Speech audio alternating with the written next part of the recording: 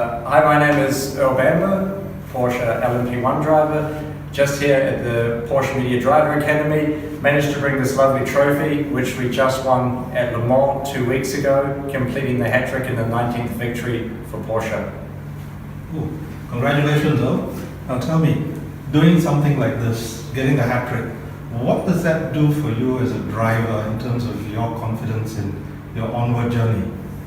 I mean, it's very, very special always to win Le Mans. The first ever time I won it, I said to myself, I could try for another 20 years and never even get close. And it's very special now on a second attempt to come back and to win again. And I still say to myself, I could probably try for another 20 years and probably not even get close. So it's very, very special anytime you get a Le Mans victory.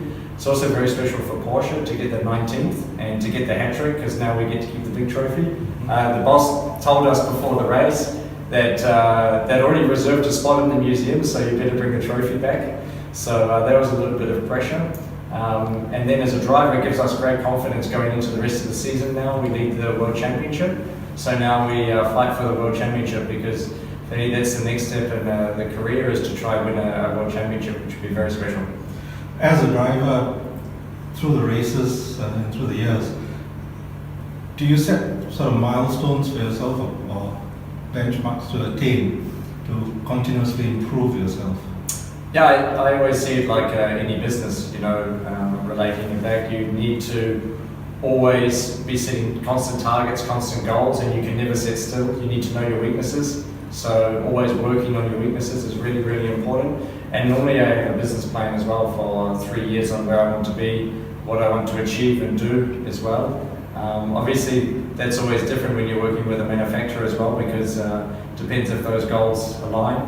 So at the moment it's very nice because we have definitely the same goals at Porsche, to win Le Mans and also to win the World Championship and the Manufacturers Championship. So it's been a real pleasure. And I remember 3 years ago when I began in Carrera Croatia, it was a special starting point, and I set the goal to become a Porsche Works driver, and managed to achieve that at the end of 2015 in just 2 years, so that was very special. And then obviously the goal was to try win Le Mans, which happened quickly. So now the next box to tick is to try take the World Championship box. Early success, does it make it easier or more difficult as you continue with your career?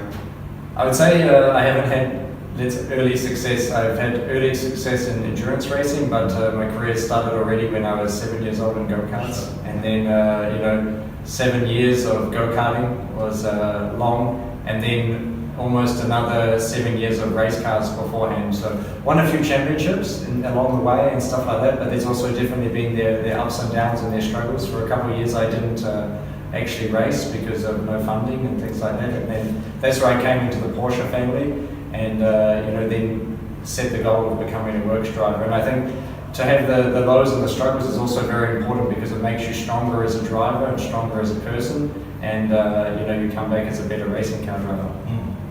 You're constantly moving fairly quickly in your career, driving a lot, which means you've got to make decisions very quickly as well. Has racing changed your decision-making process? I mean, definitely my decision-making process off-track business-wise has changed over the years when you gain experience in the industry and all these sorts of things. Also, with time and experience, you do change your decision-making in the race car as well, because you look at the mistakes that you made when you were younger. You wouldn't make those today. But that's the part of life as well. You have to learn from your own mistakes, and I think you have to make mistakes to grow and be better, and you cannot be afraid to make a mistake, because if you're too afraid to make a mistake, you'll never progress. And some people learn the most from their greatest mistakes. Also, history shows this. What was your greatest mistake thus far to learn from? Greatest mistake. One time I was testing actually a DTM car, and I had a huge accident. That didn't go so well, because then I didn't get to drive for a while. So you do learn from these sorts of things. And the main thing that I learned actually is when to be fast and when to be slow. Actually, it's not all about being fast, it's also about being slower sometimes as well. So these sorts of things is very important to learn upon and grow up and be more and more mature. What are your thoughts on autonomous cars?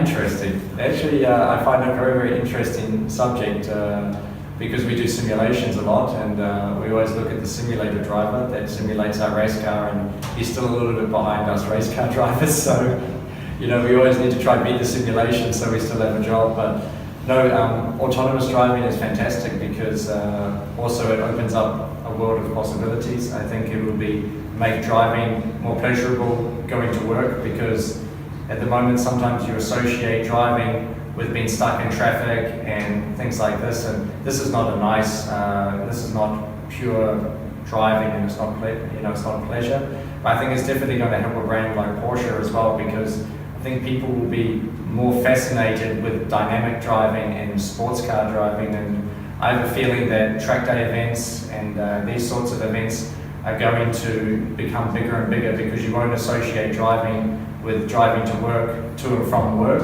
You're going to associate it more with action and sports, and I think also motorsport will grow from this. It's just like anything, even though people maybe won't drive in the future, they're still going to be very curious, because people love speed, people love cars, people love engines. So I don't see that side of it going away. Whether or not we'll still have steering wheels inside cars, I have no idea.